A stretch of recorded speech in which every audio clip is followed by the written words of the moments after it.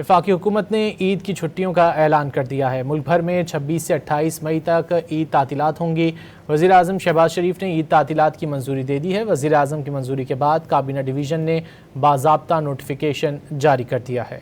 वफाकी हुकूमत ने ईद की छुट्टियों का ऐलान कर दिया है। मुल्क भर में 26 से 28 मई तक ईद तातीलात होंगी। वज़ीर आज़म शहबाज शरीफ ने ईद तातीलात की मंजूरी दे दी है। वज़ीर आज़म की मंजूरी के बाद काबीना डिवीज़न ने बाज़ाब्ता नोटिफिकेशन जारी कर दिया है। वफाकी हुकूमत ने ईद की छुट्टियों का ऐलान कर दिया है। मुल्क भर में 26 से 28 मई तक ईद तातीलात होंगी।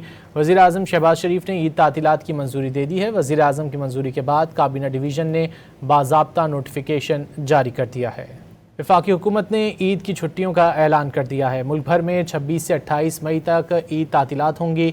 वज़ीर आज़म शहबाज शरीफ ने ईद तातीलात की मंजूरी दे दी है। वज़ीर आज़म की मंजूरी के बाद काबीना डिवीज़न ने बाज़ाब्ता नोटिफिकेशन जारी कर दिया है। वफाकी हुकूमत ने ईद की छुट्टियों का ऐलान कर दिया है। मुल्क भर में 26 से 28 मई तक ईद तातीलात होंगी।